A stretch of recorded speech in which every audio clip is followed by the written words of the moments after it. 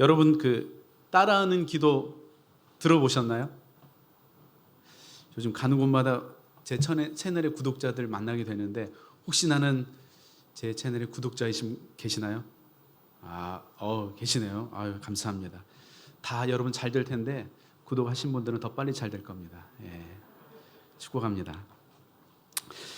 제가 유튜브를 통해서 이 따라하는 기도를 하고 있는데요. 어떻게 시작하게 되었냐면 제가 2019년도까지 분당에 있는 지구촌 교회에서 20년의 젊은이 사역을 마치고 이제 1년간의 안식년의 시간을 갖기로 하면서 제 아내하고 이렇게 같이 약속한 게 있었어요. 뭐였냐면 매일 가정 예배를 드리는 거였어요. 우리 가족들이 가정 예배를 매일 드리자. 가정 예배를 드리는데 그날은 하나님께서 우리 가정이 누군가에게 도움이 되는 가정, 또 우리의 삶이 누군가의 삶에 도움이 되는 삶을 살았으면 좋겠다, 이런 말씀을 주셔서 내가 어떤 도움을 줄 수 있을까, 이제 그런 생각을 하는데 그날 아침에 있었던 일이 생각났습니다. 아침에 핸드폰으로 이제 카톡에 이 생일자를 알려주잖아요. 오늘 생일이 누구다. 한 형제 생일이 떠가지고 이 형제에게 어떻게 생일을 축하해 줄까 하다가 그 형제에게 이렇게 기도문을 써서 보내줬습니다.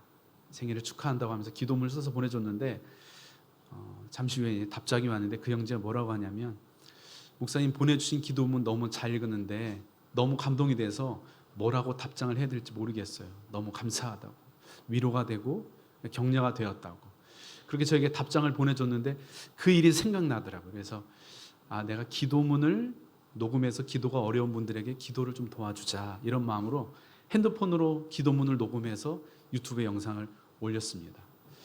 많은 사람이 볼 거라고 생각하지 않고 그냥 순종하는 마음으로 그냥 올린 거였거든요.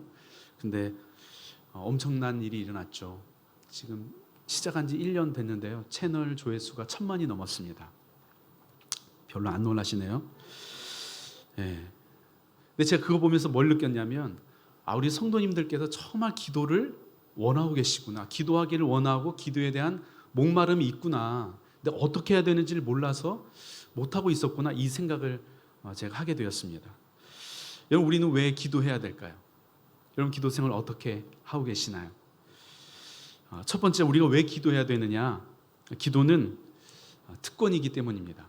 하나님의 자녀가 누릴 수 있는 놀라운 특권이 기도입니다. 여러분, 지금 우리가 살고 있는 이 시대는 굉장히 자기 중심적인 시대입니다. 내가 중요하고 철저하게 나를 중심으로 세상이 돌아가고 있습니다. 그런데 그 말은 틀린 말입니다. 세상은 나를 중심으로 돌아가지 않습니다. 세상은 아들을 중심으로 돌아갑니다. 저희 집의 주인은요, 제가 아니고 제 아들입니다. 온 집안이 아들의 장난감과 책으로 꽉 차 있습니다. 저에게 중요한 건 책이거든요. 제가 다른 건 다 버려도 책은 안 버리는데, 제 아내가 이사할 때마다 책 좀 버리면 안 되냐고 막 이렇게 하거든요. 그래도 제가 그 모든 환난과 핍박을 견뎌내면서 안 된다고, 차라리 나를 갖다 버리라고 막 그러면서 이렇게 버티고 있었습니다. 근데 어느 날 제가 제 책을 버리고 있더라고요. 거실에 있던 제 짐을 정리를 하고 있습니다. 왜냐하면 제 아들이 가지고 놀 장난감과 책을 놓기 위해서 제 물건을 빼는 거죠. 제 아내는 브랜드가 있는 옷을 잘 입지 않아요. 주로 이렇게 세워져 있는 옷보다 이렇게 누워 있는 옷들 있죠. 그런 옷을 주로 사 입습니다. 제 아내가 굉장히 자기를 위해서 돈을 아끼는데 제 아들을 위해서는 돈을 아끼지 않습니다. 거침없이 씁니다. 그래서 솔직히 조금 부담이 되긴 하는데, 농담이죠. 제 아내가 제 아들을 위해서 돈을 쓰고 막 이런 걸 제가 불편해할까요? 저희 집에 아들의 책과 장난감으로 가득 차 있는 걸 보면서 제가 불편해할까요? 그렇지 않습니다. 그렇다는 눈빛이 있는데 그렇지 않습니다. 제 아들이 마음껏 놀 수 있고, 또 제 아들이 저희 집에 장난감으로 가득 차 있는 걸 보고 저는 즐거워합니다. 할 수만 있다면 저는 제 아들에게 조금이라도 더 좋은 것을 사주고 싶습니다. 이것이 아버지의 마음이죠. 세상은 나를 중심으로 돌아가지 않습니다. 아들을 중심으로 돌아갑니다. 그런데 하나님께서는요, 우리를 구원하시기 위해서 자신의 능력을 사용하지 않습니다. 자신의 지혜를 사용하지도 않습니다. 천사를 보내지도 않습니다. 하나님께서는 당신의 아들을 내어주십니다. 제가 아들을 낳고 보니까요, 이건 말이 안 되는 거예요. 어떻게 아들을 내어주지? 이게 이건 불가능한데 어떻게 이럴 수 있지? 나를 내어주는 것도, 내 목숨을 내어주는 것도 쉽지 않은 일인데 아들을 내어주는 건 불가능한 일이거든요. 근데 어떻게 삼위일체 하나님께서 그런 결정을 하실 수 있었을까? 도저히 이해가 안 됩니다. 근데 하나님께서는요, 그런 결정을 하셨습니다. 여러분, 기독교는 우리를 위해 아들을 내어주신 그 하나님을 내 삶의 구원자와 주님으로 고백함으로 말미암아 내가 하나님의 자녀가 되었다는 것입니다. 기독교의 가장 큰 축복은 우리가 하나님의 자녀가 된 것입니다. 이 말은 하나님의 중심에 바로 우리가 있다는 거예요. 당신의 외아들을 내어주시기까지 사랑하신 그의 피값으로 산 우리가 하나님의 중심에 있다는 것입니다. 예수님께서는요, 기도에 대해서 말씀하시는데 아들과 아버지로 우리를 설명하십니다. 오늘 함께 읽은 본문인데요, 7장 9절에서 11절입니다. 너희 중에 누가 아들이 떡을 달라 하는데 돌을 주며 생선을 달라 하는데 뱀을 줄 사람이 있겠느냐? 너희가 악한 자라도 좋은 곳으로 자식에게 줄 줄 알거든 하물며 하늘에 계신 너희 아버지께서 구하는 자에게 성령을 주지 않겠느냐? 자녀인 우리가 떡을 달라고 하면요, 하나님은 떡집이라도 주신다는 거예요. 우리가 생선을 달라고 하면 생선 가게라도 사 주신다는 것입니다. 우리의 기도를 들으신 하나님이 그렇게 좋은 분이라는 거예요. 로마서 8장 32절에 보면 이렇게 되어 있습니다. 자기 아들을 아끼지 아니하시고 우리 모든 사람을 위하여 내어주시니가 어찌 그 아들과 함께 모든 것을 우리에게 주시지 않겠느냐? 아들을 아끼지 않고 내어주신 하나님께서 우리에게 주지 못할 게 뭐가 있냐는 것입니다. 우리가 기도하기만 하면 하나님께서 주신다는 거예요. 여러분, 이것이 자녀의 특권입니다. 제 아들은요, 저에게 뭔가를 요구할 때 죄송해하지 않습니다. 미안해하지 않습니다. 눈치 보지 않아요. 그냥 당당하게 마치 맡겨놓은 것을 도로 찾는 것처럼 요구합니다. 아빠, 장난감 사주세요. 전혀 불편해하거나 미안해하거나 제 눈치를 보지 않아요. 이런 그것이 아들의 특권입니다. 기도는 하나님의 자녀가 누릴 수 있는 놀라운 특권입니다. 여러분, 우리가 왜 기도해야 되느냐? 기도는 하나님의 자녀가 누릴 수 있는 특권이기 때문에. 두 번째는요, 기도가 우리에게 필요하기 때문입니다. 우리는 기도가 필요합니다. 여러분, 제 고향이 어디일 것 같으세요? 얼마 전에 초등학생 집회를 갔는데 제 고향이 어딜 거 아니냐 물어봤더니 그 초등학생이 몽골 아니냐고 하더라고요. 그래서 그날 그 초등학생하고 맞짱 뜰 뻔했었는데 몽골 아니고요. 제 고향은 지리산입니다. 제가 살았던 마을에는 교회가 전혀 없어요. 마을 가장 높은 곳에, 마을이 다 내려다 보이는 그곳에 마을 사람들이 다 같이 모여서 드리는 제각이 있었습니다. 거기서 마을 사람들이 제사를 지내죠. 철저한 유교 마을이고요. 마을 사람들이 다 저와 같은, 제가 장제기거든요. 장씨들만 사는 그런 부락이었어요. 굉장히 유교가 아주 종교로서 강한 마을이었는데 저희 아버님도 굉장히 엄격하신 분이셨습니다. 거기서 제가 이제 신앙 생활을 처음 하게 되면서 고등학교 2학년 때 제가 이제 신학을 하게 됐거든요. 하게 된 게 하기로 마음을 먹었는데 이제 어찌어찌 해가지고 저희 아버님이 그걸 알게 됐어요. 그래서 이제 저를 불러가지고 이게 뭐냐? 그래서 이제 신학을 하고 싶다고 이렇게 말씀을 드렸더니 네가 신학을 하면 한 푼도 널 지원해 줄 수 없으니까 한 주간의 시간을 더 줄 테니까 다시 생각하라고. 그래서 일주일의 시간을 저에게 주시더라고요. 그래서 일주일 후에 다시 이제 아버지를 만나가지고 얘기를 하는데 어떻게 할 거냐? 그래서 저 그래도 신학을 하고 싶다고 그랬더니 아버지께서 저를 때리셨어요. 제가 늑둥이 막내거든요. 엄청 귀여움 많이 받고 자랐는데 태어나서 처음 아버지한테 맞았는데 맞고 기절을 했어요. 아버지가 이제 젊을 때 권투하셨었거든요. 그래서 이제 기절하고 일어나서 보니까 집안이 이제 엉망진창이 돼 있죠. 그래서 이제 아버지께 나가라고 해서 이제 쫓겨났습니다. 고등학교 2학년이 집에서 쫓겨나가지고 할 수 있는 게 뭐가 있겠어요? 기도할 수 있는 것밖에 없었죠. 그래서 정말 열심히 기도했던 것 같아요. 이제 신학교에 합격을 했는데 등록을 해야 되는데 등록금이 없는 거예요. 제가 할 수 있는 것은 등록금 고지서를 들고 하나님 앞에 기도하는 것밖에 없었습니다. 하나님, 저 어떻게 하면 되냐고. 제가 대학교 3학년 때까지 집에를 갈 수가 없었어요. 거의 5년간. 이제 그 당시에는 이제 핸드폰이 없던 시대였기 때문에 이제 어머니에게 전화를 하려면 집으로 전화를 해야 되는데 이제 아버지가 전화 받으시면 전화를 왜 하냐고 끊어버리시고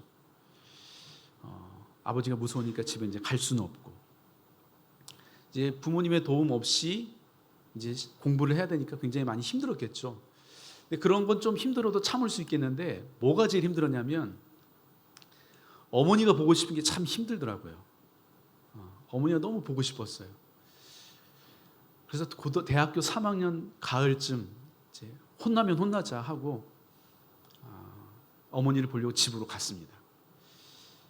부모님 계셨던 그 지리산으로 갔는데 그 집 앞에 딱 섰는데 막 심장이 이제 막 터질 것 같은 거예요. 어떻게 말해야 될지 모르겠고. 그래서 대문 앞에서 엄마 하고 부르는데 조용해요. 그래서 엄마 저 왔어요. 저예요. 저 왔어요. 이렇게 얘기하는데 조용합니다. 알고 봤더니 부모님께서 이사를 가셨더라고요. 예. 이제 뒷집에 물어봐가지고 알아봤더니 이제 이사 갔다고 인천으로 이사를 갔다는 거예요. 그래서 그 인천으로 이사한 주소를 가지고 다시 또 갔죠. 딱 갔는데 이제 어머니를 먼저 만나기 전에 아버지를 먼저 딱 만난 거예요. 참 불행했죠. 아버님을 딱 봤는데 아버님이 저를 딱 보더니 고개를 확 돌리시고 그냥 안방으로 딱 들어가시더라고요. 그래서 순간 다행이다. 먼저 그러면서 들어갔는데 이제 그날 어머니를 처음 만났죠. 그날 정말 어머니랑 밤새 같이 울었던 것 같아요. 여러분 고등학교 2학년이 아무것도 모르는 그 청소년이 어떻게 그렇게 할 수 있었을까? 어떻게 끝까지 포기하지 않고 신학을 하고 목회자가 되었을까? 기도했기 때문입니다. 힘들 때마다 기도하면 힘이 생기고 위축이 되고 주눅이 들 때마다 기도하고 나면 용기가 솟아나고 자신감이 생겼습니다. 앞이 막막할 때도요, 기도만 하고 나면 마치 하늘문이 열리는 것 같았습니다. 아무것도 할 수 있는 것이 없고 내가 가진 것이 아무것도 없어도 기도만 하고 나면 마치 세상이 제 발 아래 있는 것처럼 느껴졌습니다. 이런 마음은요, 저희 인간적인 성품에 의한 것이 아닙니다. 기도를 통해서 하나님께서 부어주신 것입니다. 기도 없이 우리는 하나님의 말씀대로 살 수 없습니다. 기도 없이 우리는 하나님의 뜻대로 살아갈 수 없습니다. 기도 없이 우리는 하나님을 기쁘시게 하는 삶을 살 수 없습니다. 우리가 살아가는 이 세상살이가 얼마나 힘이 듭니까? 얼마나 많은 문제가 우리의 앞을 가로막고 있습니까? 질병의 문제로 한치 앞이 보이지 않는 분들이 계십니다. 부모와의 관계로 힘들어하는 분들이 계시고요. 깨어진 관계로 인해서 밤잠을 이루지 못하는 분들이 계십니다. 높은 그 세상의 벽 앞에 꿈을 포기해버린 분들도 계십니다. 여러분, 우리가 어떻게 해야 될지 몰라서 못하는 것이 아닙니다. 알아도 힘이 없어서 못합니다. 여러분, 우리가 그 힘을 어디에서 얻겠습니까? 기도입니다. 기도가 우리에게 힘입니다. 기도가 능력입니다. 기도가요, 어떻게 해야 될지 모르는 우리를 향해서 다시 일어서게 하고 달려가게 하고 멈춰서지 않게 하는 그 힘이 기도에 있습니다. 이 거친 세상을 이겨낼 힘이 여러분 기도에 있는 것입니다. 여러분, 우리가 연약해서 무너지는 것이 아닙니다. 우리가 힘이 없어서 못하는 것입니다. 기도하지 않기 때문입니다. 우리가 약한 건 문제되지 않습니다. 우리가 기도만 하면 하늘의 힘이 우리에게 부어져서 우리의 능력과 상관없는 삶을 살 수 있게 되는 것입니다. 여러분, 우리가 왜 기도해야 할까요? 세 번째는 기도는 명령이기 때문입니다. 성경은 우리에게 기도해 보는 것이 어떨까? 기도를 추천하지 않습니다. 기도하면 좋겠어? 기도를 권하지 않습니다. 성경은 기도를 명령합니다. 쉬지 말고 기도하라. 명령입니다. 시험에 들지 않게 깨어있어 기도하라. 명령입니다. 아무것도 염려하지 말고 다만 모든 일에 기도와 간구로 너희 구할 것을 감사함으로 하나님께 아뢰라. 명령입니다. 그런데 하나님께서 우리에게 기도를 명령하신 이유는요, 하나님을 위해서가 아니라 우리를 위해서입니다. 하나님께서 이스라엘 백성들을 출애굽시키고 시내산에서 십계명을 주시죠. 근데 이 십계명을 주신 이유는 하나님을 위해서가 아니라 이스라엘 백성들을 위해서입니다. 하나님의 백성들이 하나님의 백성답게 살게 하기 위해서 주신 것이 십계명입니다. 나 외에 다른 신을 섬기지 말라고 하셨기 때문에요, 더 이상 다른 신들의 눈치 보지 않고 살 수 있게 된 것입니다. 안식일을 기억하고 거룩히 지키라고 했기 때문에요, 일주일에 하루는 쉼의 시간을 가질 수 있게 된 것이죠. 부모를 공경하라고 했기 때문에 우리가 나이 들어 늙어도 걱정하지 않는 삶을 살 수 있게 된 것입니다. 십계명을 지키면 하나님께 유익한 것이 아니라 우리에게 유익합니다. 가정에서도 부모님들이 자녀들에게 규칙을 정해줍니다. 자고 일어나면 이불을 개고 양치질을 해라. 공부할 때는 바른 자세로 해라. 건널목을 건널 때는 좌우를 잘 살펴라. 이 모든 규칙은요, 부모님을 위해서가 아니라 자녀를 위해서 주신 것입니다. 하나님께서 쉬지 말고 기도하라고 명령하신 것은요, 놀라운 축복입니다. 제가 섬겼던 교회는요, 목회자만 한 200명 되는 교회였어요. 굉장히 큰 교회죠. 근데 교회가 워낙 크다 보니까 부목사조차도 담임 목사님을 만나는 게 쉽지가 않습니다. 뭔가 사역적으로 특별한 이슈가 있을 때 미리 약속을 잡고 무슨 이야기를 할지 보고서를 잘 준비해서 정해진 시간에 만나야 됩니다. 이것이 나보다 높은 분을 만날 때 일반적인 모습이죠. 근데 쉬지 말고 기도하라고 명령하신 것은요, 내가 기도하기만 하면 만왕의 왕 되신 하나님께서요, 언제든지 들으시겠다는 것입니다. 하나님을 만나는데 시간을 물어보고 약속을 정하고 보고서를 준비해가지고요, 그날 그 시간 정해진 시간만큼 만나고 오는 것도 엄청난 일일 텐데요, 하나님께서는요 언제든지 내 방문을 두드리라는 거예요. 그러면 주님께서 기다리시겠다는 것입니다. 밤이든 낮이든 상관없다는 것입니다. 1시간이든 2시간이든 상관없다는 것입니다. 중요한 일이든 중요하지 않은 일이든 상관없다는 것입니다. 언제든지 그냥 주님 부르면 그래 대답하시겠다는 거예요. 응답하시겠다는 것입니다. 온 우주 만물을 창조하신 하나님께서요, 먼지 같은 우리를 향해 5분 대기조가 되어서 기다리시겠다는 것입니다. 이것이 우리에게 기도를 명령하신 하나님의 마음입니다. 그렇다면 여러분, 기도는 무엇일까요? 여러분은 기도를 뭐라고 생각하십니까? 저는 지난 20년간 청년 사역을 했습니다. 이 청년 사역의 꽃은 제자훈련이죠. 우리 경상교회도 제자훈련 하나요? 예, 하죠. 제자훈련, 이 청년사의 꽃인데, 교육자 한 명이 12명의 훈련생들을 앉혀놓고 30분이면 할 수 있는 그 강의 내용을 가지고 4시간씩 귀납법적으로 진행합니다. 늦은 밤 1시간이 넘도록 함께 뜨겁게 목을 놓아 부르짖으며 기도합니다. 함께 1박 2일 수련을 가서 마음속에 깊은 이야기들을 나눕니다. 한 형제가, 목사님 저는 예수님이 믿어지지 않는다고요. 믿고 싶은데 안 믿어진다고 그랬던 형제가요, 목사님 제가 이제 예수님이 믿어진다고 하면서 저를 끌어안고 펑펑 울었던 그 기억이 지금도 생생합니다. 이 한 학기 훈련이 마칠 때 되면 서로 얼마나 애틋한 관계가 되어 있는지 모릅니다. 근데 이 훈련이 마칠 때 우리 훈련생들이요, 다음 후배들에게 제자 훈련을 받으라고 엄청 도전을 하는 거예요. 너무 좋으니까. 그래서 이 다음 학기 제자 훈련을 신청하는 날이 되면요, 12시에 이 훈련을 신청하는데 오전 8시부터 훈련하는 곳 앞에 줄을 섭니다. 오전 내내 훈련을 받으려고 신청하는 그 훈련생들의 신청 줄로요, 장관을 이룹니다. 엄청나죠. 근데 이 제자훈련의 훈련 강도가 굉장히 셉니다. 해야 될 게 되게 많습니다. 큐티를 하지 않거나 또 성경을 읽지 않거나 정해진 시간 이 기도를 하지 않으면 벌금을 내야 됩니다. 여기도 벌금 내나요? 예, 역시 제자훈련 어디나 똑같습니다. 굉장히 훈련 강도가 센데, 이제 벌금을 내야 된다고 하고 이제 설명 오리엔테이션을 하는데 한 형제가 목소리에 딱 힘을 주면서 저에게 질문을 하더라고요. 목사님, 기도가 중요한 건 알겠는데 왜 제가 벌금까지 내면서 기도를 해야 돼요? 어떤 분위기인지 아시겠죠? 그래서 제가 그 형제에게 뭐라고 얘기했냐면, 왜냐하면 기도는 안 하면 죽으니까. 안 하면 죽으니까 이렇게라도 하게 해서 하는 거야. 병원에서 생명이 왔다 갔다 하는 그 순간에 환자를 향해서 의사나 우리 간호사 선생님들이 이 주사 맞으실래요? 이 약 먹으실래요? 의견을 묻지 않습니다. 의사는 무조건 살리고 옵니다. 그게 의사죠. 기도도 마찬가지입니다. 해도 되고 안 해도 되는 거면 이렇게까지 해서 하지 않습니다. 그런데 기도는 안 하면 죽는 것이기 때문에, 해야만 살 수 있기 때문에 벌금을 걷어가면서까지라도 하게 하는 것입니다. 저에게 기도가 뭐냐고 물어보면 저는 언제나 이렇게 대답합니다. 기도란 안 하면 죽는 것이다. 살기 위해 하는 것이 기도다. 우리의 신앙의 선배들이요, 기도를 향해서 늘 이렇게 이야기했습니다. 기도는 호흡이다. 그럼 기도가 호흡이라는 말이 이런 뜻 아닐까요? 안 하면 죽는 것, 살기 위해 하는 것. 오늘 여러분은 기도를 뭐라고 생각하십니까? 자, 그렇다면 이제 마지막 질문입니다. 우리는 어떻게 기도해야 될까요? 어떻게 하면 우리의 기도가 응답받는 기도가 될 수 있을까요? 첫 번째는요, 그냥 하라는 것입니다. 그냥 해라. 제 아들이 처음 한 말이 뭐였냐면, 안타깝게도 엄마였어요. 엄마. 돌 지난 그 아이들이요, 발음도 제대로 안 되는 그 말로 엄마 하는데 얼마나 귀여웠는지 모릅니다. 사실은 정확하게 엄마라고 한 것도 아니었는데 저희 부부가 그냥 엄마로 알아들은 거죠. 근데 신기한 일이 벌어졌어요. 제 아들이 냉장고를 보고 엄마라고 해요. 청소기를 보고도 엄마라고 합니다. 눈에 보이는 게 다 엄마인 거예요.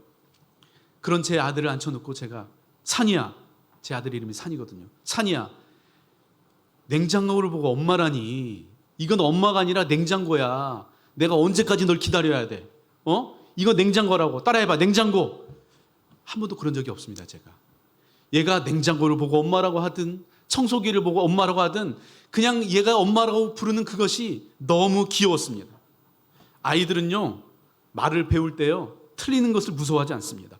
맞든 틀리든 상관없이 그냥 내뱉습니다. 이런 말은요, 배워서 하는 게 아니라 하면서 배우는 것입니다. 알아들을 수 없는 옹알이를 하는데요, 제 아내는 다 알아들어요. 우리 산이가 지금 배가 고프다는 거구나. 우리 산이가 지금 똥을 쌌구나. 우리 산이가 지금 씻고 싶다는 거구나. 얘가 그냥 옹알이, 알아들을 수 없는 옹알이를 해도요, 제 아내는 다 알아듣더라고요. 여러분, 하나님도 그러십니다. 하나님은 우리가 틀린 기도를 했다고 우리의 기도를 지적하시거나 혼내지 않습니다. 야, 그건 너무 이기적인 기도잖아. 넌 어떻게 그렇게 세속적인 기도를 할 수 있니? 야, 그 기도는 네 욕심이 너무 많이 들어간 기도야. 야, 그것도 기도라고 하니? 야, 이 기도는 틀렸어. 다시 준비해와. 주님은 우리의 기도를 평가하고 판단하고 정죄하지 않으십니다. 오히려 그래, 잘하고 있어. 그래, 지금 네가 무슨 말하고 있는지 내가 알아. 괜찮아. 내가 이해했어. 걱정하지 마. 내가 도와줄 거야. 우리가 어떤 기도를 해도 주님께서는 다 알아서 해석해 주십니다. 오히려 우리가 틀린 기도를 할 때요, 더 기여하십니다.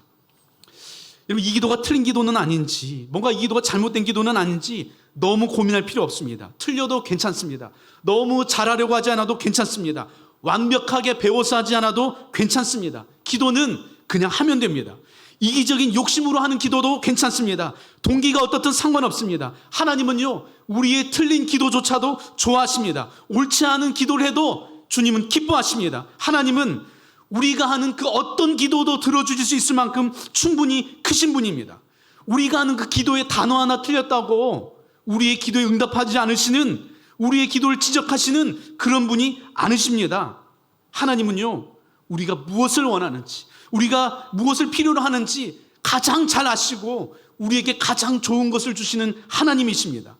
기도는요, 먼저 시작하는 것이 중요합니다. 할 수 있는 만큼 할 수 있는 내용을 가지고 시작하는 것입니다. 솔직하게 그냥 하는 것입니다. 여러분, 이 단계를 거치지 않고 기도의 다음 단계로 넘어갈 수 없습니다. 옳은 기도, 바른 기도, 수준이 높은 기도, 하나님의 뜻을 구하는 기도, 여러분, 이런 기도보다 그냥 기도를 지금 시작하는 것이 훨씬 더 중요합니다. 다윗의 기도를 보면요, 하나님을 찬양하는 기도도 있고 하나님께 감사하는 기도도 있지만 솔직한 기도도 참 많습니다. 하나님의 마음에 합한 사람이라고 칭함받은 이 다윗이 뭐라고 기도하냐면 시편 3편 7절에 이렇게 되어 있습니다. 여호와여, 일어나소서. 나의 하나님이여, 나를 구원하소서. 주께서 내 모든 원수의 뺨을 치시며 악인의 일을 꺾으셨나이다. 더 리얼하게 표현하면 이런 표현이에요. 하나님, 저 원수들의 뺨을 갈겨주시고 아구창을 날려주시니 너무 좋아요. 너무 짜릿해요. 다윗이 지금 하는 이 기도는요, 전혀 객관적인 기도가 아닙니다. 매우 주관적인 기도입니다. 옳은 기도라고 할 수 없어 보이고요, 좋은 기도, 경건한 기도, 어쩌면 기도라고 보이지 않을 수도 있습니다. 그런데요, 하나님께서는 이런 다윗의 기도를 기뻐하십니다. 솔직하게 기도하는 이 기도를 하나님께서 지적하지 않으십니다. 오히려 그 기도를 마음에 들어 하십니다. 이런 기도는요, 솔직하게 있는 그대로 하는 것입니다. 힘들면 그냥 힘들다고, 괴로우면 그냥 괴롭다고, 이런 기도가 안 되면요, 그냥 기도가 안 된다고 고백하시면 됩니다. 하나님께서 원하시는 기도는 완벽한 기도가 아니라 솔직한 기도입니다. 말을 배우는 그 어린 아이들에게요, 틀린 부분을 자꾸 지적하잖아요. 그럼 그 아이는 말을 배우지 못해요. 말을 배우는 게 점점 느려집니다. 우리 주변에도 기도를 시작하는 분들이 있는데요, 그분들에게 이렇게 기도해야 된다, 저렇게 기도해야 된다, 너무 많은 피드백을 하는 것은요, 오히려 기도를 배우지 못하게 하는 것입니다. 욕심대로 구해도 되나? 아니면 내 욕심을 내려놓게 해달라고 기도해야 되나? 이것은 하나님의 뜻인가 아니면 내 뜻인가? 너무 고민할 필요 없습니다. 기도는 그냥 하는 것입니다. 우리에게 줘도 될 만한 거면 하나님께서 주십니다. 우리가 변해야 될 거라면 하나님께서 우리를 변화시켜 주십니다. 우리의 부족한 기도를 다 알아들으시고 부족한 우리를 성숙시키는 그 하나님을 신뢰하고 그냥 하는 것이죠. 제 유튜브 채널에 한 분이 이런 댓글을 남기셨어요. 주로 되게 은혜 받는 댓글을 남기는데 한 형제 같죠? 목사님, 로또 1등 되게 해달라고 기도해도 되나? 이런 질문을 남겼어요. 로또 1등 되게 해도 되나? 이렇게 물어봤죠. 이 공개적인 자리에 그런 댓글 남기니까 이게 참 애매하죠. 뭐라고 댓글 남기시겠어요? 제가 뭐라고 남겼냐면, 네, 기도하세요. 하나님께서 그 기도도 들으시고 가장 좋은 곳으로 응답해 주실 거예요. 제가 이렇게 댓글 남겼거든요. 그랬더니 그분이 다시 댓글을 남겼어요. 자기가 이렇게 글을 남기면 다 무시했는데 자기 글에 댓글을 남겨주신 분은 목사님이 처음이라고, 너무 감사하다고 그러면서 댓글을 남겼더라고요. 여러분, 그분이 기도를 시작하지 않았을까요? 여러분, 세상에는요, 기도하는 사람과 기도하지 않은 사람, 두 종류의 사람만 존재합니다. 전 여러분들이 기도에 대해서 말하는 사람이 아니라 기도하는 사람이 되기를 주의 이름으로 축복합니다. 기도는 그냥 하는 거예요. 어떻게 하면 우리의 기도가 응답받는 기도가 될 수 있을까요? 두 번째는 구하라입니다. 구하라. 여러분, 구하십시오. 어떻게 하나님께 맨날 달라고만 합니까? 주시옵소서. 믿습니다. 이렇게 수준 낮은 미신적인 기도는 기복적인 기도이고, 그런 기복적인 신앙은 기독교 아니라고. 이런 메시지가 강단에서 선포되었죠. 축복을 구하는 기도에 대해서 이 기복적인 신앙이라는 메시지가 전해지기 시작하자요, 성도들이 기도에 가면을 쓰기 시작합니다. 그리고 기도를 하지 않게 되었습니다. 구하는 기도를 수준 낮은 기도라고 기도가 가르치니까요, 그런 메시지를 들은 성도들이 어떻게 기도를 할 수 있겠어요? 구하지 못하니까요, 기도할 게 없습니다. 교회에서는요, 그냥 목사님 좋아하는 이야기, 좋아하는 기도만 하고요, 구하는 기도는 다른 데서 하거나 사람들 눈치 봐가면서 합니다. 물론 우리의 기도가 하나님과의 그 깊고 친밀한 교제 가운데 하나님께 사랑을 고백하고 그냥 하나님의 깊은 임재 안에서 그냥 주님하고 부르는 것만으로도 충분한, 주님 다른 거 필요 없다고, 주님이면 충분하다고, 이런 고백도 드릴 수 있습니다. 그런데 처음부터 그렇게 할 수는 없습니다. 기도는 먼저 구하는 것부터 시작하는 것입니다. 구하지 않을 거면 기도를 왜 합니까? 도와달라고도 못할 거면 신앙생활을 왜 합니까? 우리가 기도한다는 것은요, 하나님의 도움이 필요하다는 것이고, 하나님의 응답이 필요하다는 것이고, 하나님의 기적이 필요하다는 것입니다. 시편 2편 8절에 보면 이렇게 되어 있습니다. 내게 구하라. 내가 이방 나라를 내 유업으로 주리니 내 소유가 땅끝까지 이르리로다. 하나님 우리에게 구하라고 하셨고, 구하는 자에게 축복하시겠다고 말씀하셨습니다. 구하는 기도를 기복적인 기도라고 정죄해서는 안 됩니다. 예수님께서 가르쳐주신 주기도문의 내용도요, 구하는 기도로 가득 차 있습니다. 예수님은요, 우리의 영혼의 문제뿐만 아니라 우리의 삶의 문제들도 해결해 주셨습니다. 그 하나님께 구하는 기도를 드리는 것은 너무나 자연스러운 일입니다. 여러분, 아이가 태어나서 가장 먼저 하는 것은요, 부르짖는 것입니다. 응애응애하고 부르짖죠. 갓 태어난 아기는요, 자세히 설명을 하지 못합니다. 부드럽게 이야기하지는 못합니다. 엄마가 하는 그 이야기를 알아듣지도 못하고 이해하지도 못합니다. 갓난 아이는 그저 부르짖는 것이 전부입니다. 그것이 아이가 소통하는 유일한 방법이죠. 여러분, 영적으로도 마찬가지입니다. 먼저 부르짖는 것입니다. 부르짖어 구하는 것입니다. 부르짖으며 구하는 것이 소통의 전부라고는 할 수 없습니다. 아이가 평생을 응애하지는 않잖아요. 자라면서 말하는 법도 배웁니다. 듣는 법도 배웁니다. 설명하는 법도 배우고, 이해하는 법도 배우고, 순종하는 법도 배우죠. 그러나 언제나 처음은 부르짖는 것입니다. 여러분, 하나님께 부르짖어 구하십시오. 말을 많이 하지 않아도 괜찮습니다. 그냥 주여 하고 부르짖는 것만으로도 충분합니다. 하나님은요, 우리의 부르짖음을 들으시고, 우리가 부르짖는 그 부르짖음의 의미를 아시고, 우리의 부르짖음에 응답해 주시는 좋으신 하나님이십니다. 예레미야 33장 3절 말씀 다 아시죠? 우리 같이 한번 읽어볼까요? 시작. 너는 내게 부르짖으라. 내가 내게 응답하겠고, 내가 알지 못하는 크고 은밀한 일을 내게 보이리라. 너는 내게 부르짖으라고 하십니다. 부르짖음에 응답하시겠다고 말씀하십니다. 상상할 수 없는 크고 놀라운 일들을 우리에게 허락하시겠다고 약속하십니다. 부르짖음이 기도라는 것입니다.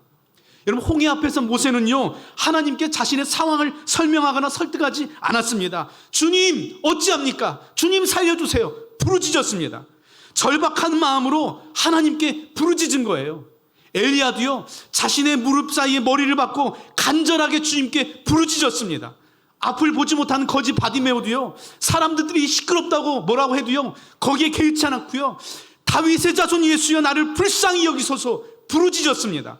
예수님마저도 겟세마네 동산에서요, 이 잔을 내게서 거두어 달라고 땀방울이 핏방울이 될 때까지 부르짖어 구하셨습니다.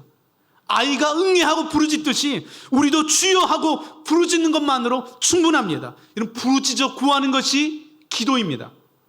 제가 현장에서 만난 수많은 성도님들에게는요, 기도를 기복적인 신앙이라고 정지하는 메시지보다 기도를 통해서 오늘 하루를 살아갈 한 줌의 소망이 필요한 사람들이 훨씬 더 많았습니다. 등록금이 없어가지고 휴학을 걱정하는 그 학생, 깨어진 가정 때문에 고통받는 그 자녀들, 부도의 위기 앞에 선 가장, 일터를 잃어버린 그 아버지, 병원에 누워있는 그 아들을 바라보면서 기적이 일어나길 바라는 그 어머니, 가족의 우울증으로 온 가족의 시간이 멈춰버린 그 가정들의 부르짖음을 보면서 어떻게 기복적인 신앙이라고 정지할 수 있겠습니까? 여러분, 구하는 기도는 기복이 아니라 축복입니다. 사람들은 기복적인 신앙이라고 정지할지 모르지만 저는 하나님의 축복이 없이는 단 하루도 살 수 없습니다. 저는 하나님께서 축복하셔야만 살 수 있습니다. 그래서 저는 오늘도 하나님의 은혜를 구하고 하나님의 도우심을 구하고 하나님의 축복을 구할 것입니다. 저희 할머님께서는요, 나이 60이 넘으셔서 늦게 예수님을 만났습니다. 근데 90이 넘으셔서도 매일 새벽 4시면 어김없이 일어나 샤워를 하시고 옷을 갈아입으시고 새벽에 3시간씩 기도하셨어요. 저한테 젊었을 때는 하루에 8시간씩 기도했는데 힘이 없어서 3시간씩밖에 기도 못한다고 이렇게 제 기를 죽이더라고요, 할머니께서. 근데 할머니께서는 무학이세요. 학교를 다니지 않으셔서 글을 모릅니다. 근데 할머니께서 신앙생활하면서 가장 안타까웠던 게 뭐였냐면 성경책을 볼 수 없다는 거예요. 그래서 하나님 앞에 그렇게 많이 울면서 기도했대요. 하나님, 이 성경책이 하나님 말씀이라고 하는데 제가 글을 몰라서 하나님의 말씀을 읽을 수 없어서 너무 속상하다고, 하나님 책에 한글을 좀 깨우쳐달라고. 한글을 글을 모른다는 걸 창피해서 누구한테 얘기는 못하고요, 하나님 앞에 매번 그렇게 기도했다는 거예요. 근데 할머니가 기도를 어떻게 하시냐면, 기도를 하면 먼저 주기도문을 하시고 나라를 위해서 기도하시고 대통령을 위해서 기도하시고 목사님을 위해서 기도하시고 교회를 위해서 기도하시고 가족을 위해서 기도하고 그다음 중보기도 제목을 부탁하신 분들을 위해서 기도하고 마지막은 사도신경으로 기도를 했다는 거예요. 어디서 그렇게 배우셨는지 모르겠지만 항상 주기도문으로 시작해서 사도신경으로 기도를 마쳤는데, 어느 날은 성경 앞에 있는 그 주기도문과 사도신경이 있는데 그냥 떠듬떠듬인데 읽어지더라는 거예요, 신기하게. 그래서 성경을 펴가지고요, 성경책 한번 읽어봤다고 합니다. 태, 초, 에, 하, 나, 님, 이, 세, 상, 을, 창, 조, 하, 시, 니, 라. 천천히인데요, 떠듬떠듬이지만 그 성경 말씀이 읽어지기 시작하더래요. 그러면서 하나님께서 자기에게 성경을 깨우쳐 주셨다고 저한테 막 간증하면서 얼마나 기뻐하셨는지 몰라요. 하나님은요, 그 나이 드신 할머님의 간절한 그 기도를 외면하지 않으시고 응답하셨습니다. 하나님께서는 우리의 부르짖음, 우리의 간구를 기복이라고 외면하지 않으시고요, 언제나 더 좋은 것으로 축복하시는 분이십니다. 이런 물질의 문제로 어려움을 겪고 계십니까? 물질을 달라고 하나님께 기도하십시오. 질병으로 인해서 고통 가운데 있다면 고쳐달라고 기도하십시오. 사람이 필요하다면 사람을 보내달라고 기도하십시오. 마음에 상처가 있다면 이 상처를 치료해달라고 하나님께 매달리십시오. 부모님과의 관계로 인해서 힘든 가운데 있다면 이 관계를 해결해 달라고 주님께 기도하십시오. 시험을 앞두고 있다면 이 시험을 해결하게 해달라고 기도하십시오. 출근한 일터가 필요하다면 일터를 달라고 하나님께 기도하십시오. 영적인 성숙이 필요하다면 하나님 제가 영적으로 성숙할 수 있도록 도와달라고 부르짖으십시오. 여러분, 무엇을 하고 싶은지, 무엇이 되고 싶은지, 어떤 삶을 살고 싶은지, 무엇을 이루고 싶은지, 여러분 정말 하고 싶은 것이 무엇인지 괜찮습니다. 여러분의 마음의 소원을 주님 앞에 기도로 구하는 것입니다. 리차드 포스터의 기도라는 책에 보면 이런 글이 나와요. 캠브리지 대학의 하버트 파머 교수는 우리에게 상기시켜 주기를, 만일 기도가 신앙의 핵심이라면 간구는 기도의 핵심이다라고 했다. 간구 기도가 없으면 우리는 꼭지가 잘린 기도 생활을 하는 것이다. 나는 하나님께서 우리에게 줄 만한 구실을 찾으시다가 우리가 구할 때 얼마나 기뻐하실까 하는 것을 다시 한번 우리 모두에게 상기시키고 싶다. 기도의 핵심은 구하는 것입니다. 우리가 하나님께 도와달라고 소리칠 때 하나님의 심장이 빨리 뛰기 시작합니다. 하나님의 피가 뜨거워집니다. 하나님의 손이 분주해집니다. 여러분, 구하십시오. 기도하십시오. 이제 마음껏 하나님을 제한하지 마시고 마음껏 부르짖어 구하시기를 주의 이름으로 축복합니다. 여러분, 어떻게 우리는 응답받는 기도를 드릴 수 있을까요? 마지막 세 번째는요, 믿으라는 것입니다. 하나님을 믿는 믿음으로 기도하라는 것입니다. 여러분, 12해 동안 혈류병에 앓았던 여인의 인생처럼 비참한 인생이 있을까요? 12년을 앓았다는 것은 이제 나을 가망이 없다는 것입니다. 누구도 이 여인이 나을 거라고 믿지 않았습니다. 그런데 예수님에 대한 소문을 듣고 이 여인에게 예수님에 대한 믿음이 들어갑니다. 예수님의 옷깃에 손을 대기만 해도 나을 거라는 그 믿음이 이 여인 안에 있었던 거예요. 그래서 예수님의 옷깃에 손을 대자 예수님께서 이렇게 말씀하십니다. 딸아, 내 믿음이 너를 구원하였으니 평안히 가라. 내 병에서 놓여 건강할지어다. 하나님을 믿는 믿음이 기적을 일으켰다는 것입니다. 가나안 이방 여인의 그 귀신 들린 딸을 고치기 위해서요, 예수님께 찾아왔는데요, 개취급을 당하면서 쫓겨납니다. 그래도 포기하지 않고 주님, 제게 부스러기 은혜라도 달라고, 제게 부스러기 은혜라도 달라고 부르짖는 그 여인을 향해서 예수님께서 칭찬하십니다. 내 믿음이 크구나. 내 믿음대로 될 거야. 중풍병에 걸려서요, 혼자 걸어올 수도 없는 그 형제를 4명의 친구들이 실어서 데려오는데요, 성경 그들을 향해 뭐라고 기록하냐면 그들의 믿음을 보시고, 그들의 믿음을 보시고, 성경의 수많은 기적의 현장에서 예수님은 내 믿음이 나를 구원하였다고 말씀하고 있습니다. 주님은 믿음을 보십니다. 마가복음 11장 24절에 보면 이런 말씀이 있습니다. 그러므로 내가 너희에게 말하노니 무엇이든지 기도하고 구하는 것은 받은 줄로 믿으라. 그리하면 너희에게 그대로 되리라. 여러분, 이런 말씀을 외우셔야 돼요. 기도했다면 이미 이루어졌다고 믿으라는 것입니다. 그러면 그대로 된다는 것입니다. 성경은요, 기도하고 계획을 세우면 이루어진다 이렇게 말씀하지 않습니다. 기도하고 열심히 노력하면 이루어질 거야 이렇게 말씀하지 않습니다. 기도하고 믿으면 이루어진다는 것입니다. 히브리서 11장 1절에 이런 말씀이 있습니다. 믿음은 바라는 것들의 실상이요. 믿음은 바라는 것들의 실상이요.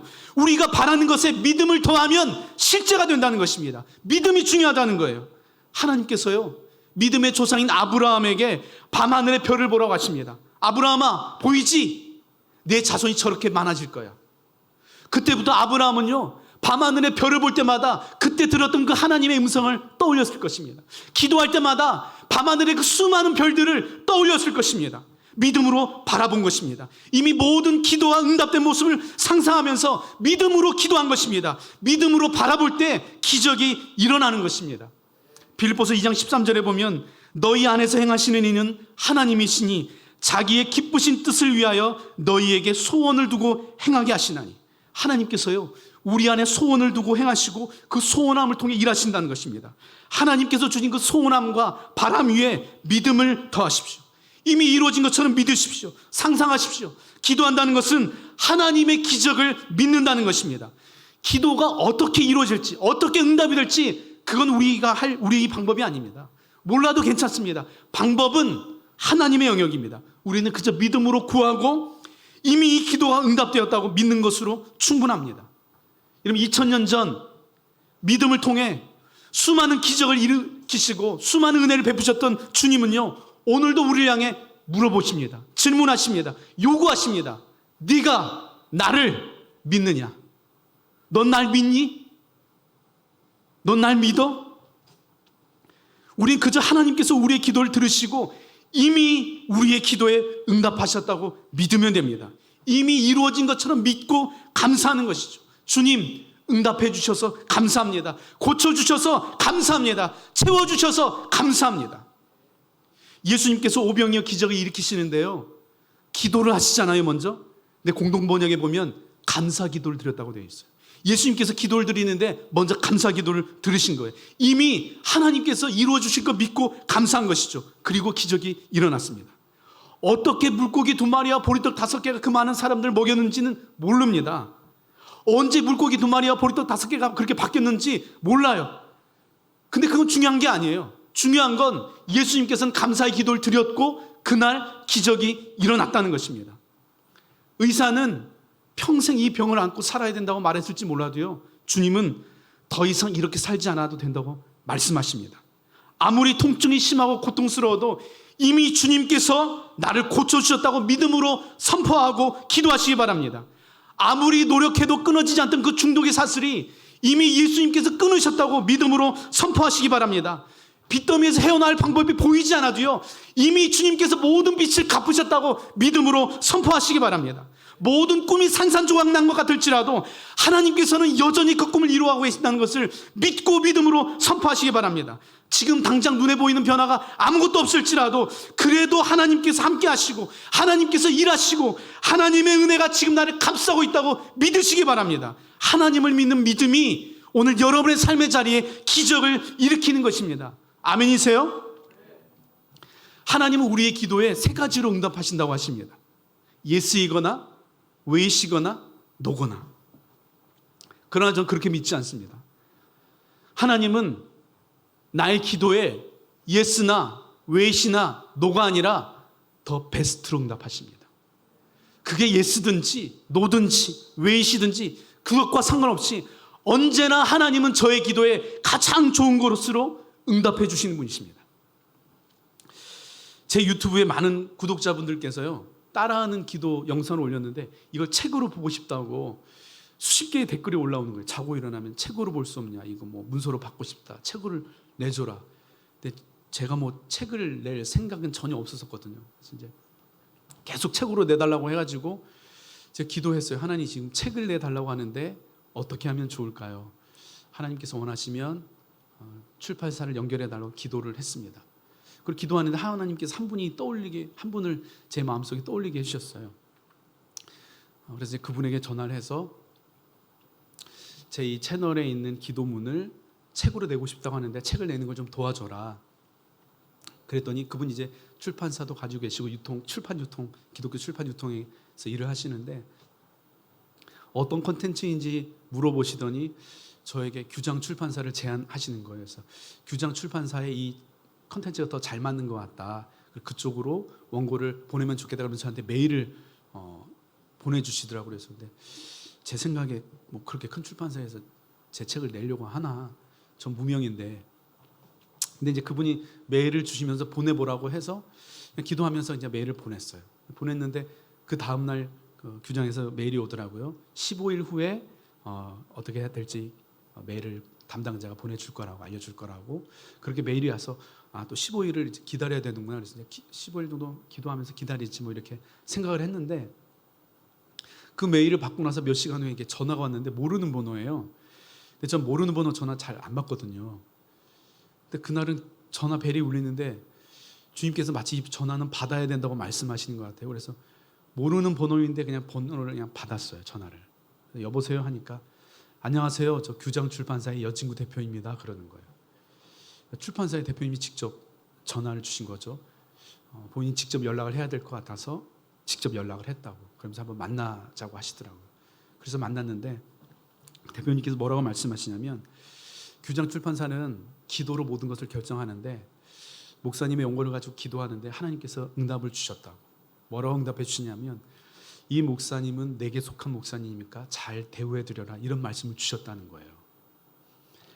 근데 그 말을 듣는데 마치 하나님께서 제게 말씀해 주신 것처럼 저한테 위로가 됐습니다. 눈물이 핑 돌더라고요. 제가 20년 안식년 마치고 이제 1년 쉬고 그리고 이제 다음 사역지를 위해서 기도하는데 그냥 기다리고 있었거든요. 아무것도 열려 있지 않는, 마치 잊혀진 것 같은, 기도를 해도 올해 사역지가 결정이 되지 않아가지고 그런 마음이었는데, 대표님이 그 말씀을 듣는데 하나님께서 나를 잊지 않고 기억하고 계시는구나, 이 마음이 들어가지고요 되게 이렇게 위로가 되었습니다. 그리고 나서 이제 규장 출판사하고 이제 계약을 하게 됐는데요, 그 후에 대표님이 저에게 이 얘기를 해주시는 거예요. 목사님이 잘 모르시는 것 같아서 얘기를 해드린다고, 규장 출판사에 1년에 원고가 한 400에서 500개 정도의 원고가 투고된다고, 그 중에 2권이 책으로 나온다고, 근데 그 중에 한 권이 목사님 책이라고, 감이 없으신 것 같아서 그냥 말씀드린다고 이렇게 얘기하시더라고요.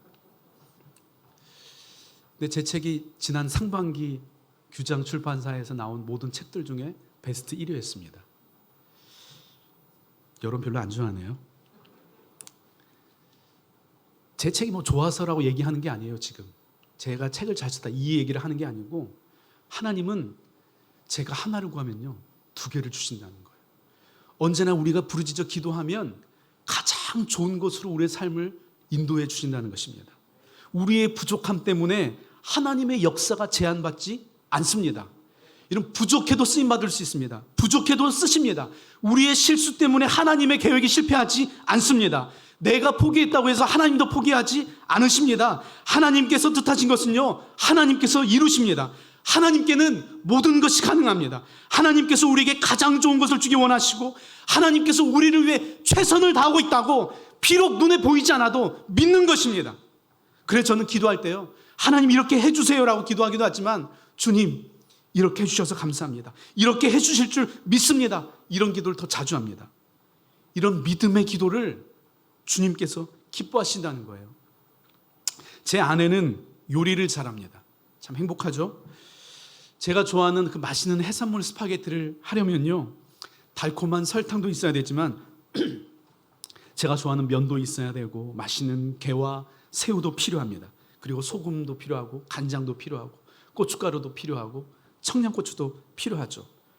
여러분 아무리 설탕이 달콤하고 맛있어도요 설탕만으로 요리가 되지는 않습니다.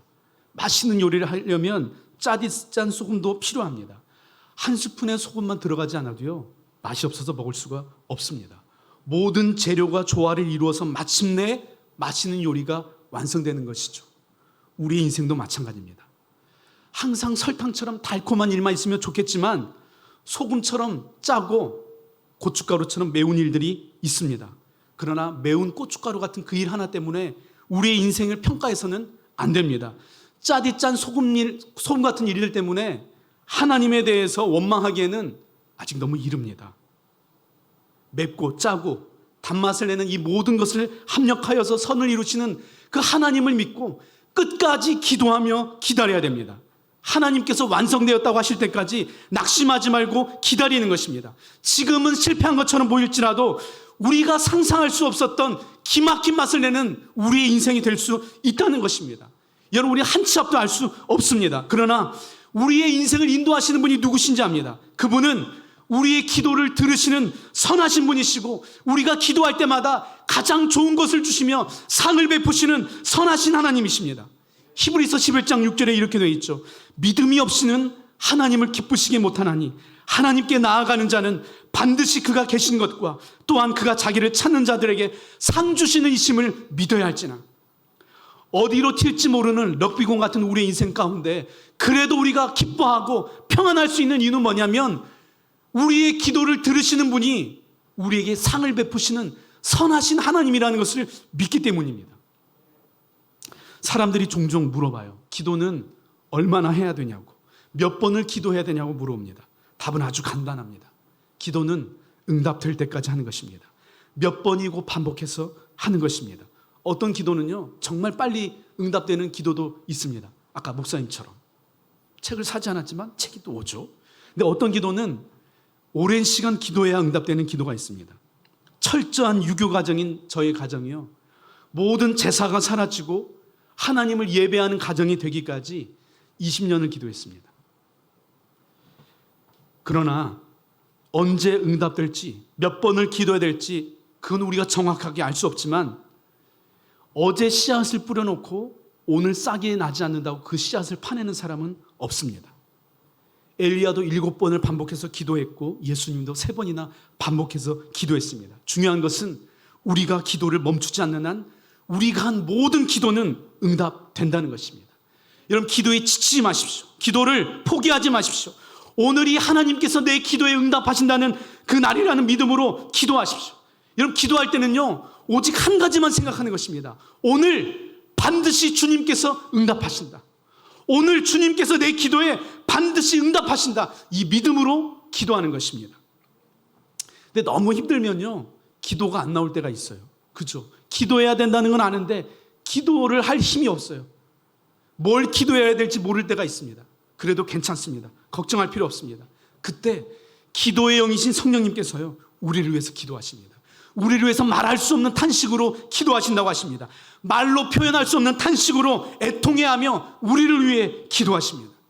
로마서 8장 26절에서 27절에 이렇게 되어 있습니다. 이와 같이 성령도 우리의 연약함을 도우시나니 우리는 마땅히 빌 바를 알지 못하나 오직 성령이 말할 수 없는 탄식으로 우리를 위하여 친히 간구하시느니라. 마음을 살피시는 이가 성령의 생각을 아시나니 이는 성령이 하나님의 뜻대로 성도를 위하여 간구하심이니라. 이 부분을 메시지 성경에는 이렇게 번역했습니다. 어떻게 또 무엇을 기도해야 할지 몰라도 괜찮습니다. 그분이 우리 안에서 우리를 위해 우리의 기도를 하십니다.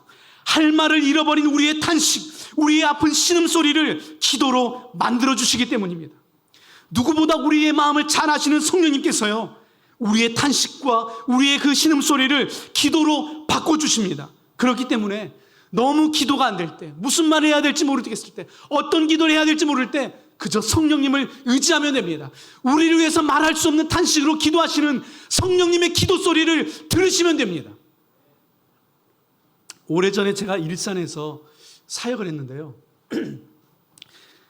새벽 예배가 끝나고 나면 이제 전사님과 함께 이제 봉고차로 성도님들을 댁으로 모셔다 드렸는데 그날 아침에는 이제 기도를 하는데 기도가 멈춰지지 않는 거예요. 계속 기도가 방언으로 기도가 나오는데 멈춰지지가 않아가지고 전사님에게 전사님 죄송하다고 오늘은 기도가 멈춰지지 않아서 오늘 전사님 혼자 이렇게 좀 차량 운행을 좀 해주시면 좋겠다고 그렇게 부탁을 드리고 매번 그러진 않은데 그날은 기도가 계속 나와서 이제 부탁을 드리고 남아서 계속 기도를 했어요. 1시간 정도 계속 기도를 하고 있는데 전화가 왔어요. 차량을 운행하고 성도님들 다 내려드리시고 돌아오는 길에 전사님께서 차 갓길에 물웅덩이가 있었는데 그걸 밟으면서 길가에 있는 가로등을 정면으로 들이받은 거예요. 그래서 현장에 갔는데요. 제가 늘 운전석 옆 그 조수석 자리에 앉았는데 정확하게 조수석 자리로 그 가로등을 들이받아가지고요. 이 조수석 자리가 뒷자리까지 밀려난 거예요. 차는 완전히 폐차가 됐습니다. 그걸 보는데요. 제가 소름이 돋았어요. 아무것도 모르고 있는 저를 살리시려고 그 새벽에 주님께서요. 저로 기도를 멈추지 못하게 하신 거예요. 계속 기도하게 하신 것입니다. 여러분, 우리는 무슨 기도를 해야 될지, 어떻게 기도해야 될지 모를 때가 참 많습니다. 근데 그래도 괜찮습니다. 한 치 앞도 모르는 우리를 주님께서 붙들고 계십니다. 우리의 기도를 돕고 계십니다. 말할 수 없는 탄식으로 우리를 위해서 중보하고 계십니다. 저는 여러분이 고난의 그 시간 속에 있을지라도 오늘 여러분을 대신해서 말할 수 없는 탄식으로 지금 이 시간도 여러분 위해 기도하고 계시는 그 성령님의 기도 소리를 여러분들이 날마다 들으시며 살아가시기를 주의 이름으로 축복합니다. 여러분, 기도는 성령님께서 하십니다. 성령님께서 우리의 기도를 인도해 가실 것입니다. 오늘 이 시간 함께 기도할 텐데요. 여러분, 그냥 정말 괜찮아요. 아무 많은 말 하지 않아도 괜찮습니다. 그냥 주여 하고 부르짖는 것만으로도 충분합니다. 옳은 말, 바른 말, 해야 하는 말 하지 않아도 괜찮습니다. 그냥 여러분의 마음속의 고백을 기도하시면 됩니다. 무슨 말을 해야 될지 생각나지 않으면 그냥 부르짖으셔도 괜찮습니다. 우리 한번 같이 기도했으면 좋겠어요.